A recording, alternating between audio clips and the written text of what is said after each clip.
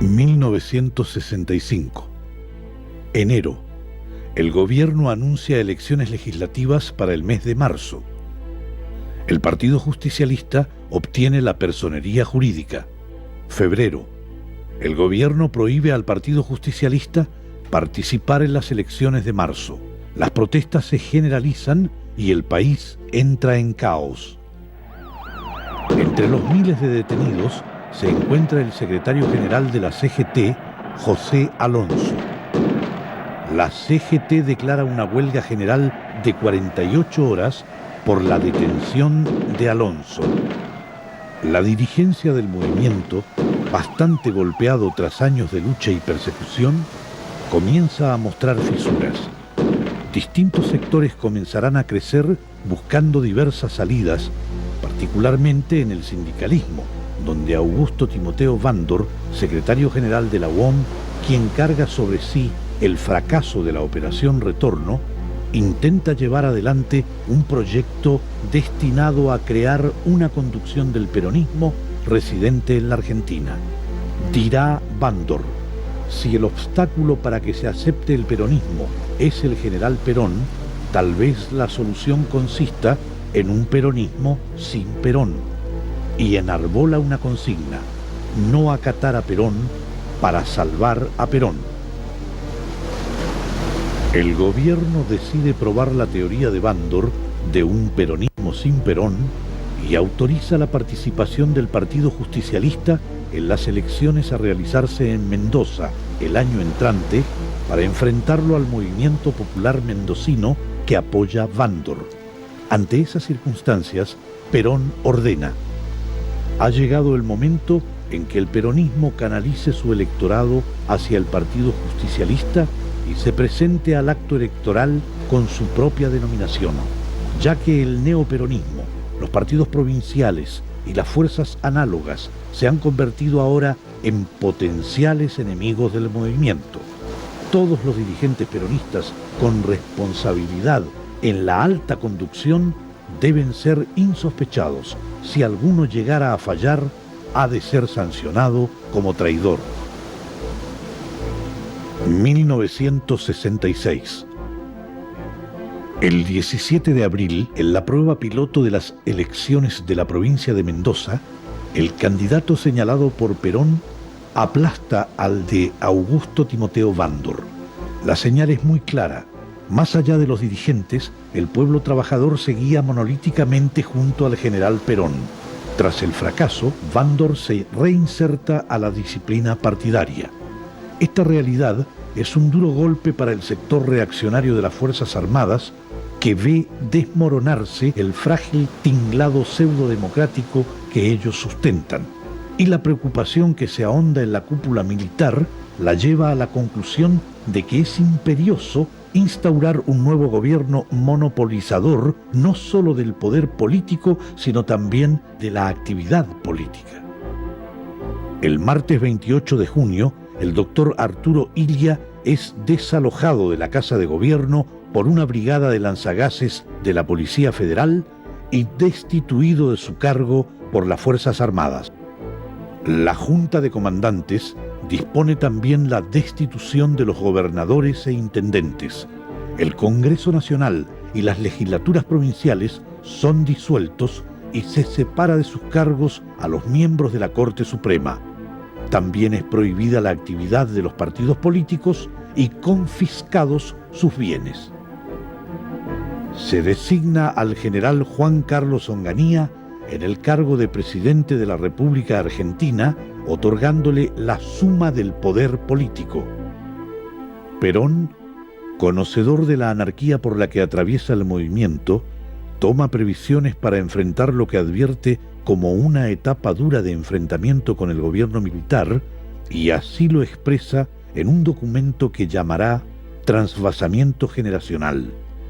Dirá el general Perón: el comando peronista, que siempre ha seguido una conducta acorde con las necesidades de la conducción general, se ha visto perturbado por las siguientes causas. A. División en la rama sindical del movimiento, ocasionada por el enfrentamiento de los dirigentes. B. apatía en la acción de la rama política porque no existe aliciente de cargos a la vista para los dirigentes o porque están fatigados por la larga lucha o porque temen la represión. C. Falta de una acción unitaria por carencia de una conducción táctica apropiada como consecuencia de las anteriores causas. Y D. Falta de unidad y solidaridad peronistas en el horizonte directivo y en parte de la propia masa, demostrada por una acción desganada que tiende a generalizarse. Es indudable que tales defectos, especialmente imputables a los dirigentes, solo se podrán corregir mediante una verdadera revolución dentro del peronismo, y esa revolución deberá estar en manos de la juventud del movimiento. Una de las mayores fortunas del pueblo argentino la constituye nuestra juventud, que en la lucha de todos los días está demostrando su madurez, capacidad y decisión inquebrantable de imprimir al futuro el hálito vivificador de sus ideales, esclarecidos por su pensamiento y ennoblecidos por su sacrificio. Las viejas generaciones tienen la obligación de dar paso a las nuevas, que representando el futuro son las encargadas de asegurar el destino de nuestro pueblo. Ello obliga a un trasvasamiento generacional indispensable. En el seno de la Iglesia, un grupo de obispos sientan las bases de lo que será el movimiento de sacerdotes del Tercer Mundo. Sus integrantes predicarán el compromiso cristiano con los humildes y las luchas de los pueblos contra la dominación imperialista. Bueno, la principal finalidad es aglutinarse en el movimiento que expresa al pueblo argentino, al pueblo trabajador fundamentalmente, que es el movimiento peronista, ya que precisamente dentro del movimiento peronista la clase trabajadora es la columna vertebral. El peronismo es considerado por el ejército como el mayor enemigo. Hay alrededor de 5.000 trabajadores detenidos. La violencia crece. Las manifestaciones populares son reprimidas y en distintos episodios son muertos trabajadores, estudiantes y militantes. El 29 de julio de 1966 se intervienen todas las universidades nacionales. La policía evacúa las facultades por la fuerza. 1967. En febrero, la CGT anuncia el lanzamiento de un plan de acción que contempla paros escalonados y movilizaciones. La Central Obrera es acusada de subversión. Se movilizaron los trabajadores en huelga. 1968. 19 de septiembre. Muere John William Cook. 1969. En la provincia de Corrientes, los estudiantes de la Universidad Nacional del Nordeste se lanzaban a la calle a protestar contra el cierre de los comedores estudiantiles. Un alumno moría a causa de la represión policial. Las manifestaciones de protesta se reproducen en universidades de distintos puntos del país. En Buenos Aires es muerto otro estudiante al ser disuelta una de esas manifestaciones. El 23 de mayo, la ciudad de Rosario será declarada zona de emergencia y el Poder Ejecutivo pondrá las fuerzas de seguridad a disposición de los gobernadores porque la violencia empieza a crecer hasta límites incontrolables. El 29 de mayo estalla en Córdoba una protesta que deriva inmediatamente en enfrentamientos entre la policía y los obreros. A esta protesta se suman rápidamente los estudiantes universitarios. Luego del mediodía, se trata ya de la población en estado de rebeldía que controla 1.500 manzanas.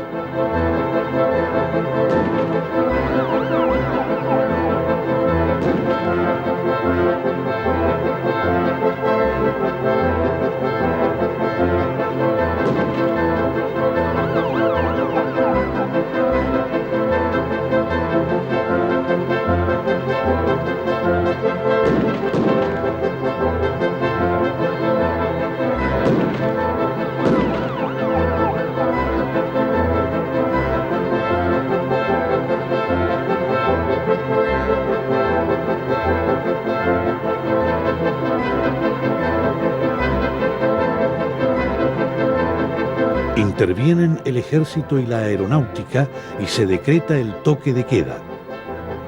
Al cabo de 25 horas de lucha, las Fuerzas Armadas retoman el control de la ciudad. Hay 14 muertos, 100 heridos y más de 500 detenidos. El 30 de junio tiene lugar un hecho que prefigura tragedias posteriores. Un grupo comando irrumpe en la sede de la Unión Obrera Metalúrgica y da muerte a balazos al secretario general Augusto Timoteo Bandor, quien venía de reunirse con el general Perón en Madrid. Su asesinato ponía en práctica una modalidad política trágica y sangrienta. El crimen político respondía a una concepción pequeño burguesa e individualista de la historia y la política. La supresión física del adversario como forma de alcanzar el triunfo. El accionar de la guerrilla crecerá más aún entre los años 1966 y 1969. Se detectan grupos guerrilleros en las provincias de Córdoba y Tucumán. En Tacorralo es capturado un grupo de 13 personas denominado Comando 17 de Octubre. En Rosario es atacado a tiros el comando del Segundo Cuerpo de Ejército. En Buenos Aires estalla un arsenal subversivo causando la muerte de 12 personas y destrozos. En Monte Grande, provincia de Buenos Aires, la policía se incauta de un arsenal y elementos quirúrgicos. En la capital es descubierta una célula extremista peronista dirigida por el ex general Miguel Ángel Iñiguez. Se descubre un campamento guerrillero en Córdoba, donde funciona un hospital de campaña. En el enfrentamiento muere un insurgente y hay 7 detenidos. En Salta, un enfrentamiento entre guerrilleros y gendarmes deja un saldo de un efectivo y 2 guerrilleros muertos y 17 insurgentes detenidos. Hacia fin de 1969, en La Plata, se registra un intento de copamiento en el Regimiento Séptimo de Infantería. 1970. El 29 de mayo, en una operación comando, es secuestrado Pedro Eugenio Aramburu. Almirante Rojas, ¿alguna declaración, por favor? Los 3 comandantes acuerdan el reemplazo de Onganía. El 8 de junio de 1970, la Junta Militar depone a Juan Carlos Onganía y reasume el poder político.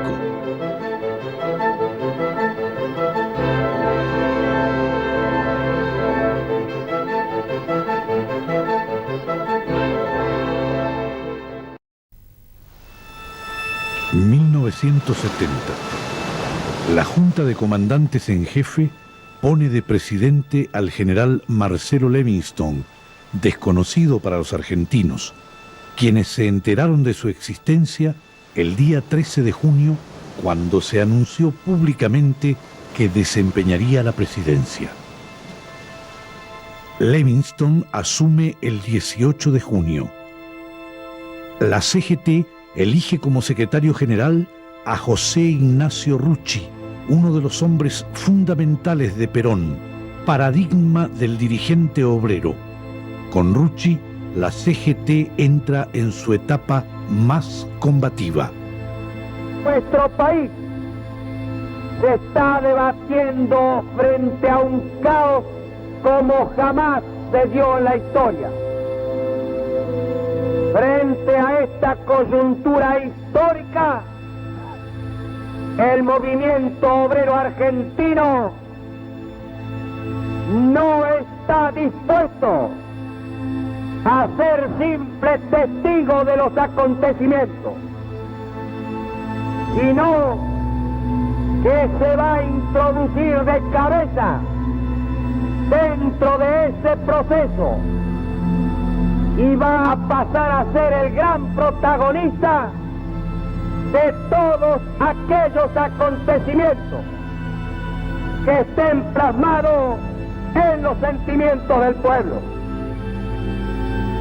Hoy el movimiento obrero está perfectamente esclarecido y sabe que el camino de la reivindicación de la patria tiene un solo nombre y tiene una sola causa, que genera precisamente este estado de crisis que estamos soportando. Es la causa de la marginación del pueblo en las grandes decisiones que espera este país. Y frente a esta alternativa histórica, el movimiento obrero argentino no puede seguir tirando trompada al aire pretendiendo combatir los efectos cuando el gran mal se da en la causa. Y esa causa es política hacia nuestro país, hacia nuestro movimiento. Y de ahí el más, la clase trabajadora tiene que ser categórica y definitoria en sus apreciaciones. Es por eso que la Central Obrera, mancomunada con el pueblo, solo reclama la legitimidad del poder. El secretariado de la CGT advierte que existe un plan para asesinar a dirigentes obreros peronistas. Miembros de la organización Montoneros toman durante varias horas La Calera en Córdoba. Un comando de la FARC, Fuerzas Armadas Revolucionarias, asalta un banco en La Plata. Santa Fe, la policía recupera un camión con 20 toneladas de explosivos que habían sido robados por la FARC. Un grupo guerrillero ataca la guardia de la residencia presidencial de Olivos. El 16 de julio, en Timote, provincia de Buenos Aires, es hallado el cadáver de Pedro Eugenio Aramburu. Fue ejecutado por un grupo de la organización Montoneros, quien se adjudicará el hecho. El 27 de agosto, enluta al movimiento obrero el asesinato del ex secretario general de la CGT, José Alonso.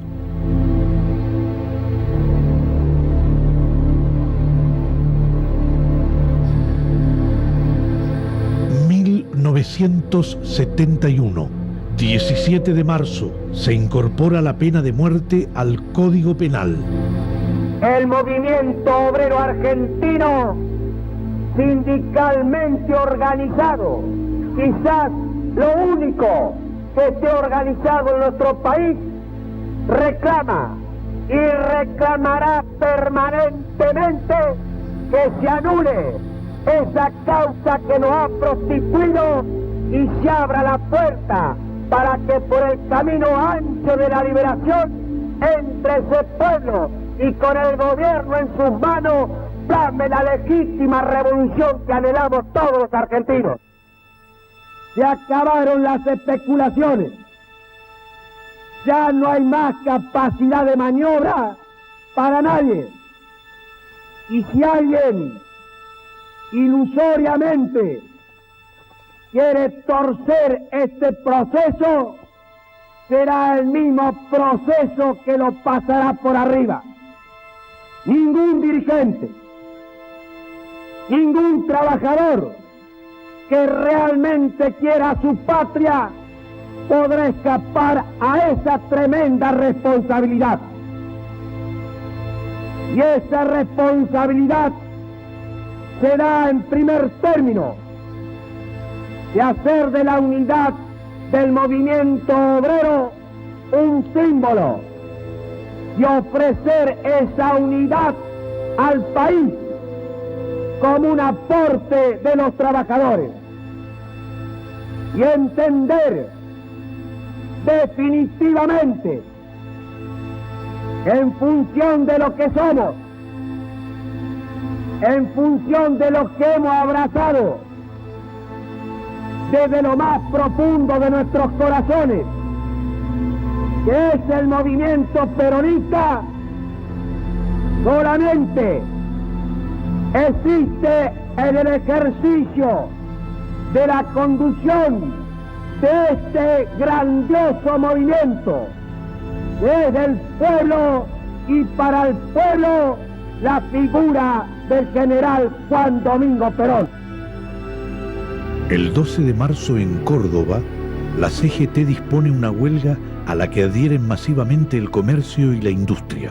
Se toman fábricas y durante la represión muere un joven obrero y hay varios heridos. Crecen las movilizaciones, crece la violencia y al anochecer del día 16, el ejército ocupa nuevamente Córdoba. Pero el fuego de la rebelión se extiende como un reguero por otras provincias y estalla en la capital federal, donde estudiantes universitarios se suman a los reclamos y manifestaciones obreras. El gobierno pide la intervención de la Marina y el Ejército. La palabra ahora es la lucha, y la lucha que la vamos a hacer en todas partes y en todo lugar. De hoy comienza para todos nosotros una nueva vigilia en armas. Debemos cada uno de nosotros considerar que la causa del pueblo está sobre nuestros hombros y ofrecer todos los días, en todos los actos, la decisión necesaria para salvar a esta causa del pueblo. Con el país al borde del abismo, la Junta dispone el alejamiento del presidente Levingston. El 26 de marzo, el general Alejandro Agustín Lanusse es designado nuevo presidente con retención de su cargo de comandante de ejército. El proceso militar entraba en agonía. La salida política resultaba inevitable. Lanusse se apresura a levantar la veda a los partidos políticos, reintegrándoles sus bienes. Levanta también las sanciones a los sindicatos y ofrece al peronismo el levantamiento de toda proscripción. En julio, el embajador argentino Rojas Silveira visita al general Perón con un mensaje del gobierno argentino en el que le pide desautorizar a la subversión que actuaba en su nombre. La violencia del pueblo responde a la violencia del gobierno, fue la respuesta del general. La Argentina está en llamas. El gobierno intenta un nuevo acercamiento con el general Perón y le comunica que le será devuelto el cuerpo de Evita. Los restos de Eva Perón habían sido arrebatados en 1955 de la central obrera donde ella había pedido descansar. El gobierno de Aramburu dispuso que permanecieran ocultos y alejados del pueblo. En 1957 se dispone la salida de los restos del país y bajo una identidad falsa fueron sepultados en la ciudad de Milán. A fines de julio de 1971, el gobierno de Lanusse ordena le sean restituidos al general Perón como un nuevo gesto de buena voluntad por parte del gobierno. El 3 de septiembre, a las 9:30 de la noche y al cabo de 16 años, el general se reencontraba con Evita. Al abrir el féretro, se produjo un momento de silencio. Luego, el general Perón dijo simplemente: «Es Evita. Pasé muchos años felices con esta mujer», y pidió quedar a solas. El ataúd permanecerá en una habitación del segundo piso en la quinta 17 de octubre hasta su retorno definitivo a la Argentina, el 17 de noviembre de 1974.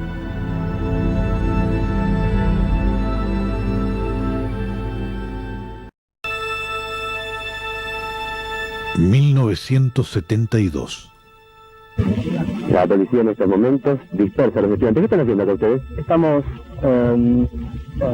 reunidos para fortalecer el petitorio por los familiares de los presos políticos. Somos ¿Ustedes amigos. son familiares de presos políticos? Amigos y familiares, compañeros de... ¿Son todos del mismo colegio? No, son de varios colegios y varias facultades. Han venido de la Facultad de Letras, han venido de Ciencias Exactas. ¿Hay gente que entró al Ministerio del Interior? Sí, sí, sí. Familiares y parientes y amigos han entrado para aumentar más la fuerza del territorio. La policía dice que hay que circular. Gracias.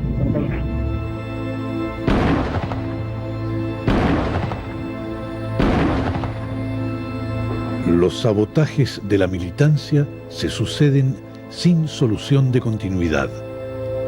El accionar de la guerrilla se hace cada vez más temerario. El 15 de agosto, 25 guerrilleros integrantes del ERP, FAR y Montoneros fugan de la cárcel de Rawson. Al llegar al aeropuerto de Trelew, se enfrentan con las fuerzas de seguridad. 6 de ellos secuestran un avión y logran escapar a Chile. Los 19 que cubrían la retirada, al cabo de unas horas, se entregan.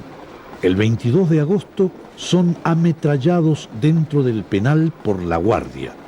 16 resultaron muertos y los 3 restantes heridos de gravedad. Un grupo de ellos es velado en la sede del Partido Justicialista de la capital federal. Temiendo que esto estallara en una manifestación, la policía irrumpe en el velorio con caballería y tanquetas. Pero el dique ya se ha roto.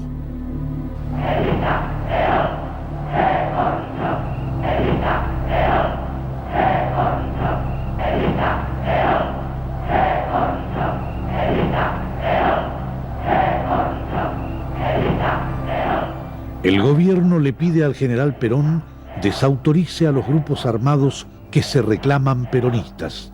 Perón insiste en que la responsabilidad es del régimen, que cancela toda forma de participación y que la violencia del pueblo responde a la violencia del gobierno.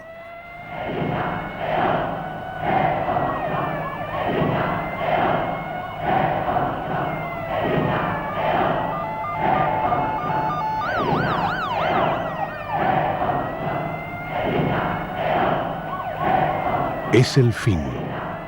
El gobierno militar comprende que llegó la hora de la retirada. El gobierno anuncia que las elecciones presidenciales se llevarán a cabo el 11 de marzo de 1973 y el 25 de mayo se hará entrega del poder a los gobernantes elegidos por el pueblo.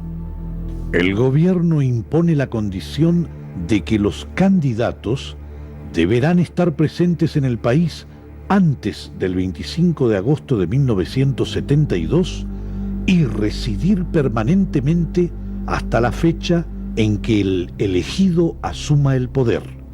El general se niega a aceptar la condición. Cumplir con esta exigencia sería convalidarla como constitucional cuando es totalmente inconstitucional.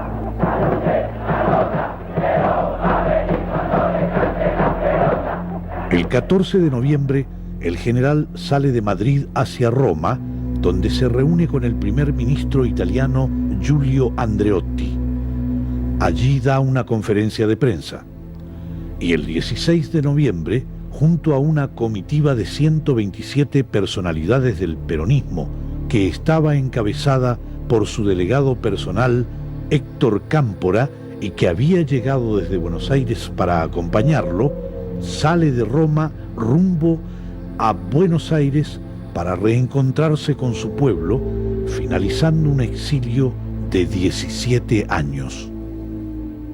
¿Qué supone para usted en estos momentos en los que los sentimientos humanos son tan grandes? ¿Qué supone al compensarlo con lo que figura políticamente el regreso a la Argentina? El regreso del general Perón a la Argentina, más que nada debe ser apreciado por el pueblo argentino. Yo, por mi parte, me siento inmensamente feliz de poderlo hacer. ¿Qué tiempo durará su estancia aquí en la Argentina? Bueno, mientras dure el trabajo que hay que realizar. ¿Será mucho, será poco? Es mucho el trabajo que hay que realizar en la Argentina. Es mucho el trabajo que hay que realizar, pero si los argentinos me ayudan, será mucho más fácil y más corta la tarea. Hay un detalle que no me ha pasado inadvertido, y es que usted partió a las 8:25, la hora exacta en que murió Eva Perón. ¿Por qué? La hemos recordado en ese momento y quizá en homenaje a ella hemos partido en ese momento. Por último, unas palabras para este pueblo que está ahí abajo, bajo este avión, bajo este DC-8, esperándole ansioso.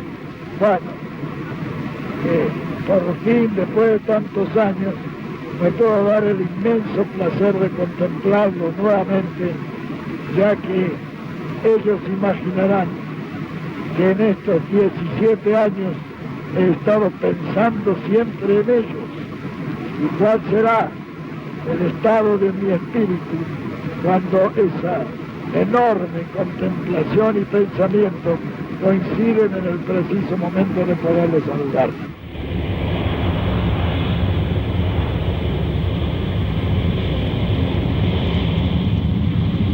A las 11 horas del día 17, bajo una pertinaz llovizna, aterrizaba en el aeropuerto de Ezeiza el charter que traía al general de regreso a su patria.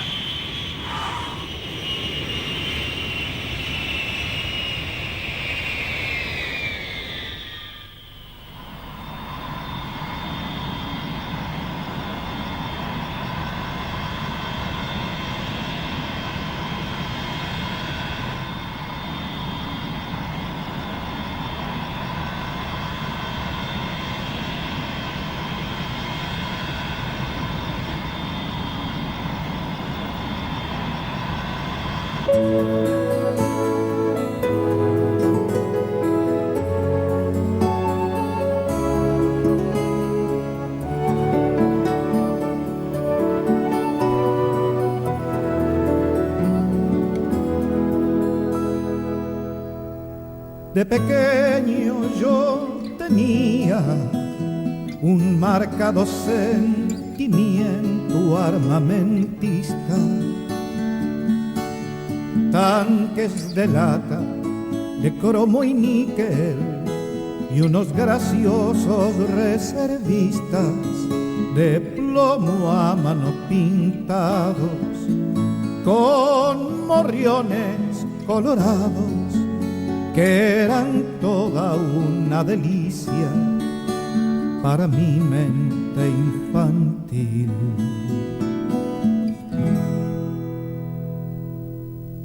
Yo me creía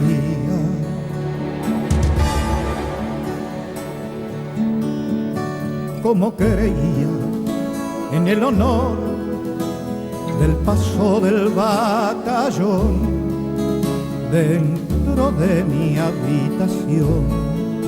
Era todo un general dirigiendo la batalla y el humo de la metralla acunaba mi pasión por los gloriosos soldados que sable en mano avanzaban sobre aquel cruel invasor que atacaba mi nación. Sangre de entonces, sangre vertida, toda mi niñez vencida por el tiempo que pasó.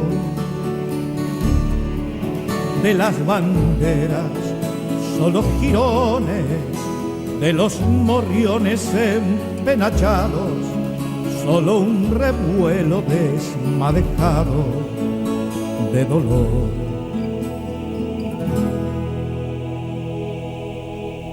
¿Qué nos pasó?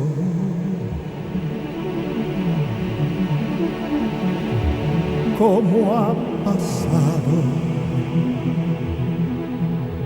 ¿Qué traidor nos ha robado la ilusión del corazón? Creo que quiero cerrar los ojos para no ver los despojos de lo que tanto amaba entonces.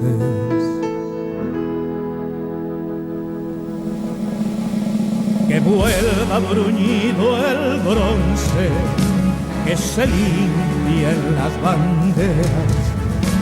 Yo quiero una fila entera de soldados desfilando, y todo un pueblo cantando con renovada pasión. Quiero de nuevo el honor, aunque no existan victorias. Quiero llorar con la gloria de una marcha militar y un banderín agitar frente a un ejército popular.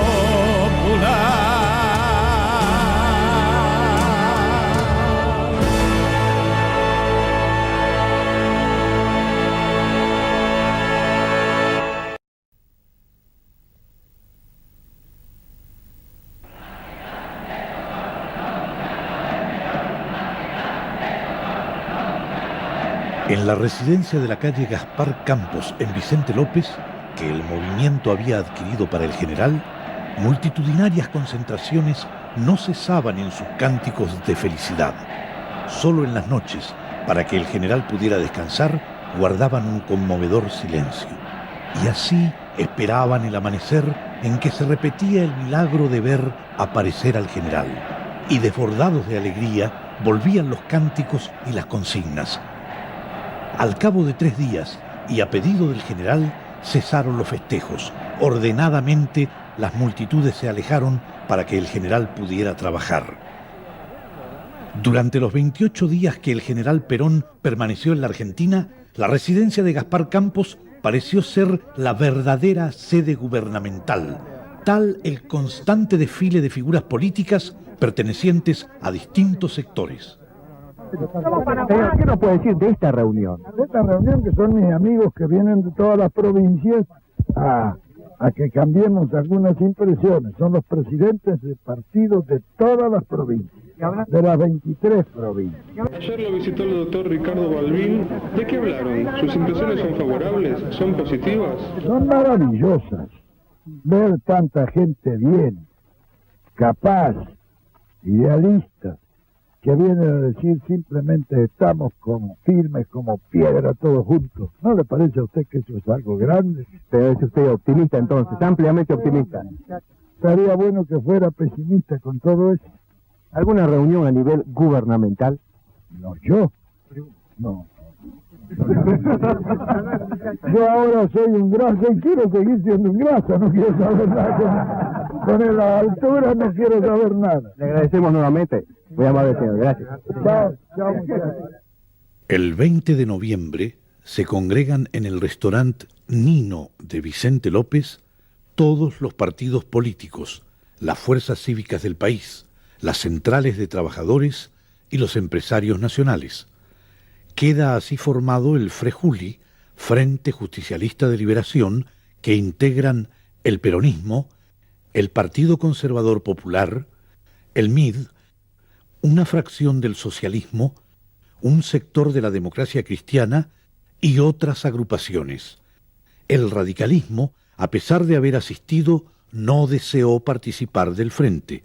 No obstante, colaboró con una comisión ejecutiva que se encargó de elaborar un documento de coincidencias mínimas en el que se reclamaba, entre otras cosas, la derogación de la cláusula inhibitoria del 25 de agosto, la cual daba por vencido el plazo para registrar residencia permanente en la Argentina para los que quisieran ser candidatos en las elecciones de marzo.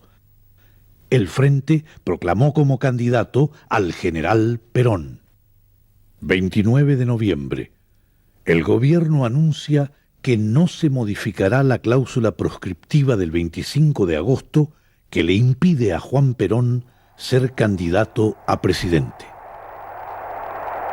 El 14 de diciembre, el general sale con rumbo a Madrid a preparar su regreso definitivo a la patria. Antes de partir, designa como candidato por el Frente Justicialista de Liberación al doctor Héctor Cámpora. La consigna del peronismo será Cámpora al gobierno, Perón al poder.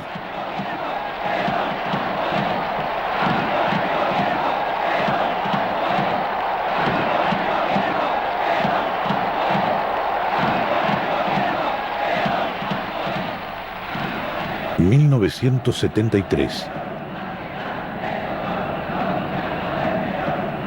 En las elecciones del 11 de marzo, los argentinos se pronunciaron con una catarata de votos peronistas. El pueblo se lanzó a las calles. En todo el país se vivieron momentos de alborozo sin precedente en los últimos años desde 1955.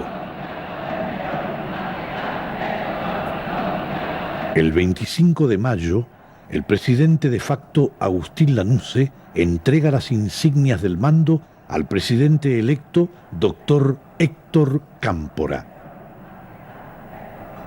Junio.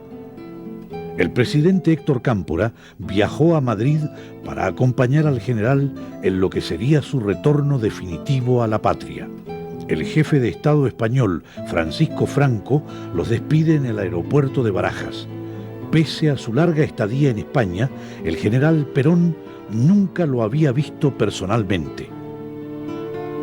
Esta vez, sin vallas de ninguna naturaleza, el general Perón volvería en triunfo al país del que una minoría facciosa lo había expulsado 18 años atrás para tributarle a su pueblo un último acto de servicio.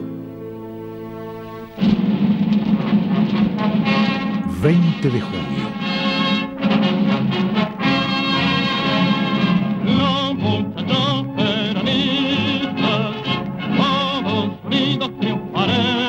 Por la mañana, inmensas columnas de gente avanzan hacia la autopista que conduce a Ezeiza, donde se levanta el palco al cual pugna por acercarse esa marea humana. Desde allí, según se ha programado, Perón hablará al pueblo.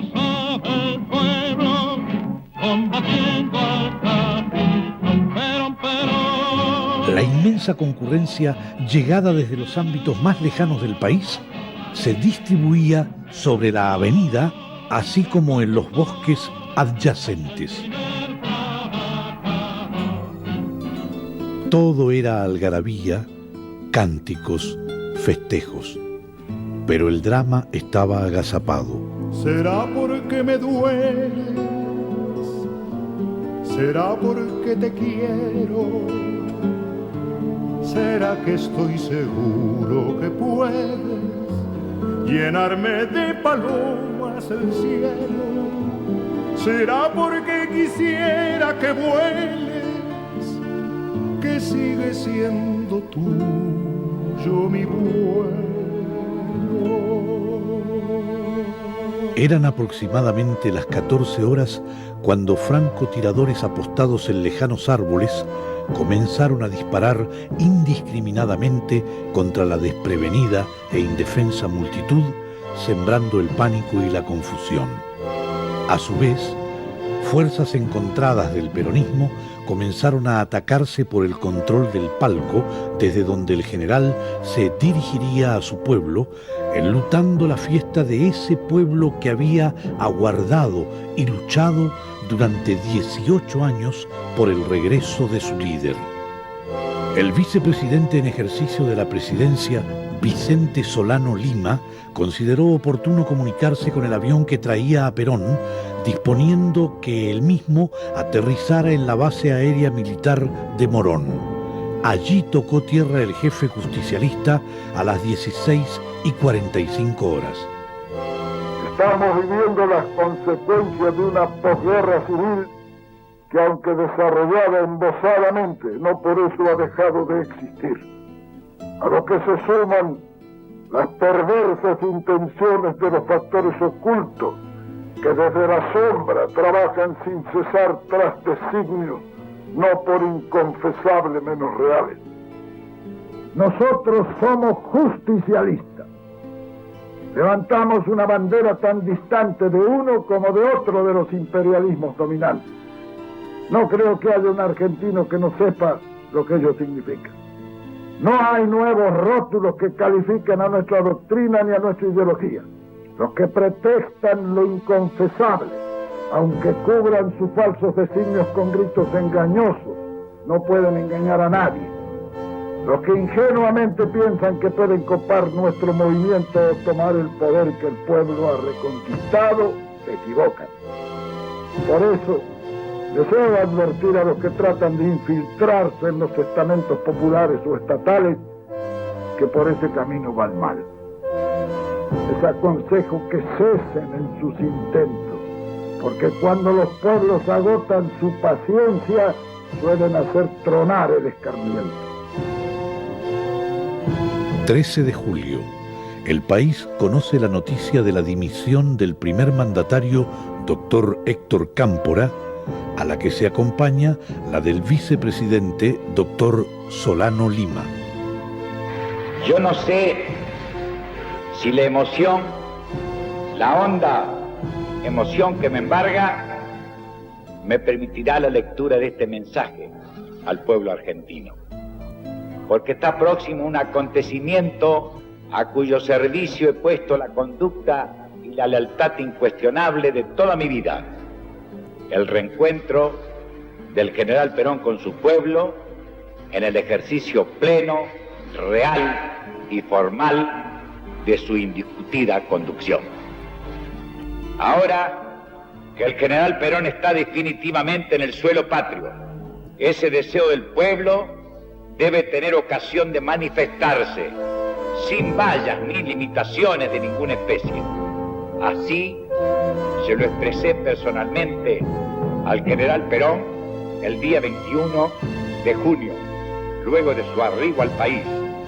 Hoy he presentado al Honorable Congreso de la Nación mi renuncia irrevocable para posibilitar el reencauzamiento de un proceso que fue distorsionado por la incomprensión cuando el Frente Justicialista de Liberación se vio privado de postular como candidato a la primera magistratura de la patria al general Perón.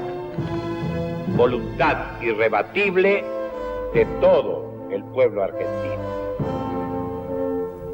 Finalmente, desde lo más profundo de mi corazón, mi agradecimiento más puro y noble al pueblo y al general Perón por la alta distinción de que me hicieron objeto.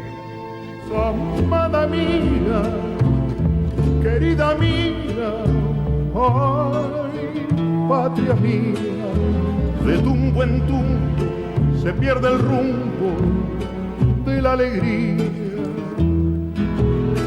Vamos arriba, que no se diga que estás llorando, que tus heridas mal avenidas se irán curando.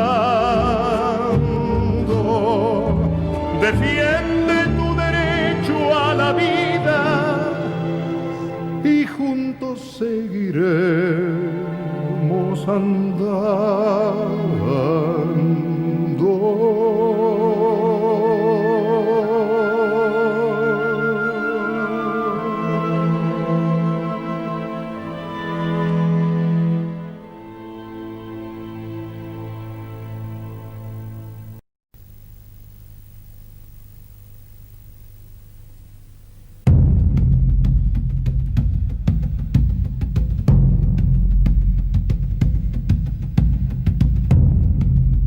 El 23 de septiembre, el general Perón obtiene casi 7.400.000 sufragios, el 62% del total, que constituye una mayoría inédita en la historia electoral argentina.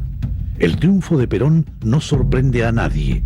Ese abrumador apoyo permite apreciar cómo la mayor parte de los argentinos, aún con expectativas diferentes, se sienten convocados a la empresa común de la unidad nacional que plantea el general.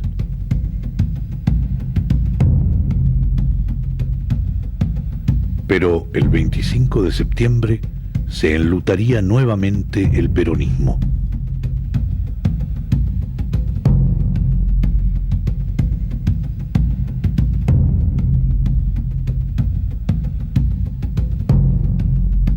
Uno de los pilares fundamentales en el que descansaba el proyecto económico y social de Perón, el secretario general de la CGT, José Ignacio Rucci, en oportunidad de abandonar la casa de un familiar a donde había ido a festejar el triunfo arrollador de Perón, es asesinado a balazos por un grupo comando. recibió 23 impactos de bala, muriendo de inmediato. El asesinato se lo adjudicará a Montoneros. La muerte del dirigente obrero fue un golpe durísimo a la estrategia trazada por el general y obraría sobre su ánimo, persuadiéndolo de la dificultad de encarrilar a los sectores rebeldes de su movimiento. Perón no ignoraba que esto era, a esa altura, imposible con respecto a la dirigencia de la guerrilla, pero, como lo evidenciaban reiteradas referencias en sus discursos, abrigaba la esperanza de obrar persuasivamente sobre la masa juvenil incorporada al movimiento, evitando que ésta quemara sus energías, internándose en el camino estéril de la violencia y la muerte. Perón calificaría con severidad este episodio, señalando a los autores como delincuentes comunes. El 12 de octubre de 1973, 18 años después de haber sido desplazado del poder, el general Perón asume la presidencia por tercera vez.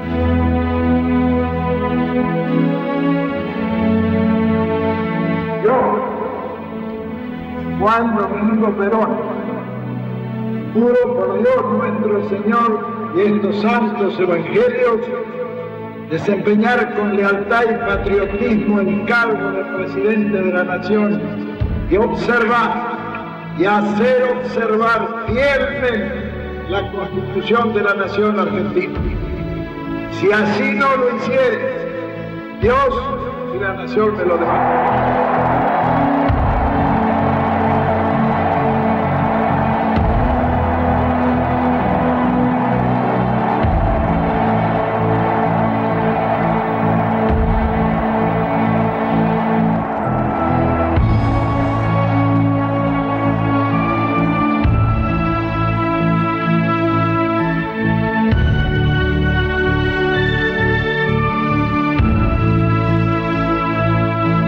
Desde el primer día de gobierno, el general partía cada mañana a su despacho para llegar a las 6:30.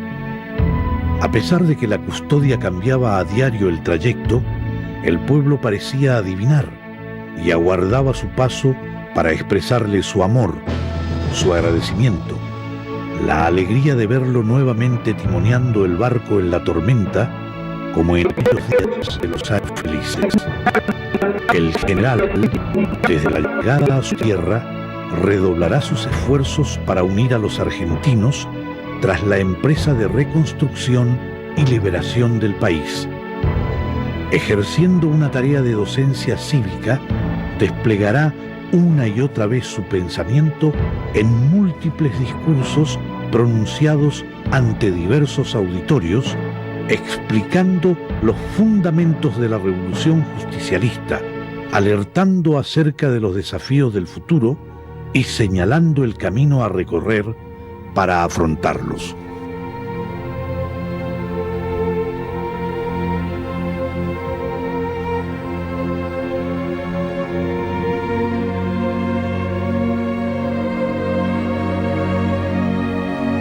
El mundo occidental ha destruido durante demasiado tiempo y sigue destruyendo todavía los valores espirituales de los pueblos que explotan el capitalismo y sus insaciables ambiciones egoístas de riqueza y de predominio. El comunismo, a pesar de su declarado materialismo, posee un fondo idealista y un sentido generoso de fraternidad que constituyen por sí mismos profundos y nobles valores espirituales, desgraciadamente al servicio de un interés deshumanizado. El justicialismo posee su propia doctrina. Nuestra justicia social no desea solamente una equitativa distribución de valores materiales, sino también una correspondiente y justa distribución de bienes espirituales y morales.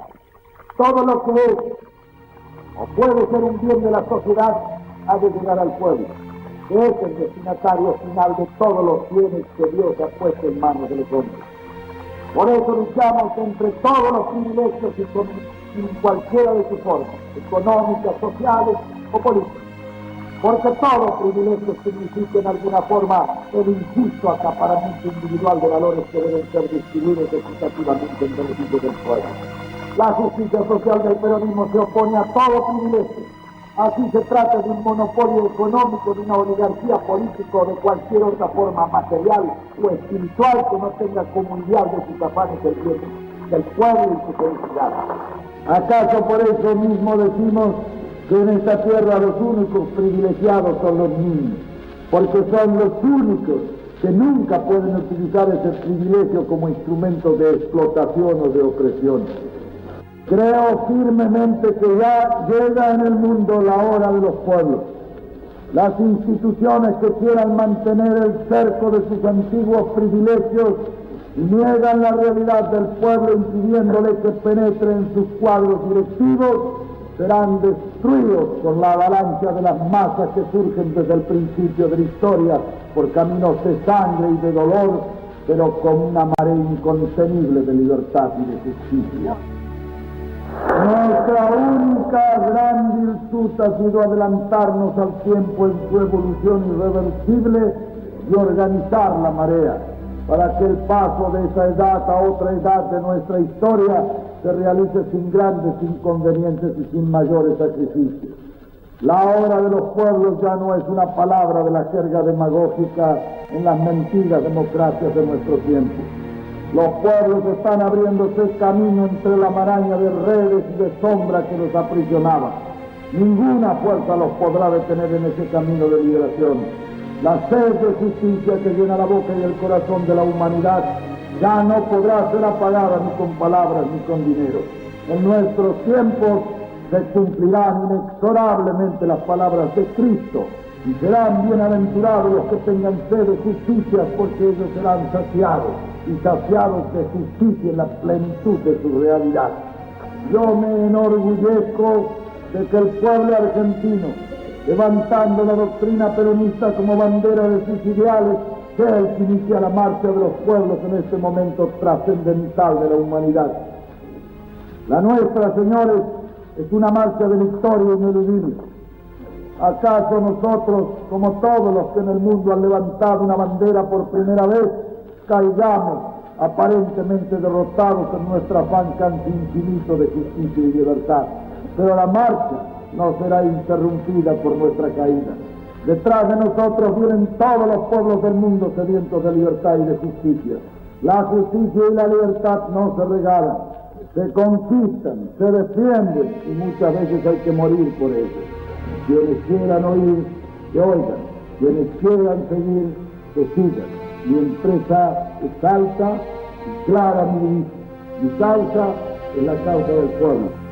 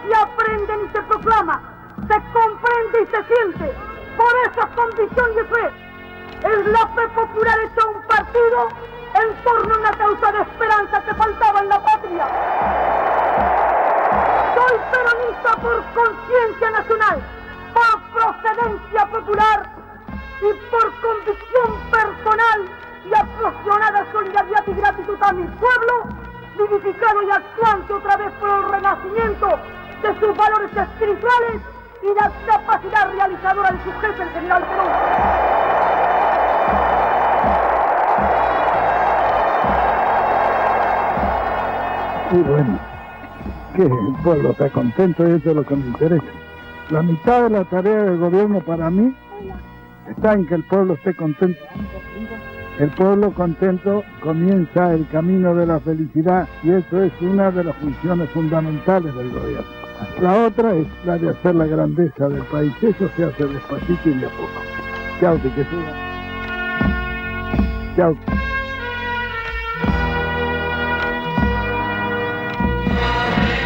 Muerte no te pertenece, muerte no vengo a buscar. Los pueblos son como un río con agua de eternidad. Puede guardar las cenizas, yo tengo su corazón, porque él vivió de tal suerte que vivo vive en la muerte. Muerte, guárdate el silencio, vida su voz me la llevo. Muerte, la lumbre del pueblo sigue brillando en el tiempo. Yo soy la vida, yo soy el vientre, yo soy la historia, yo soy el pueblo.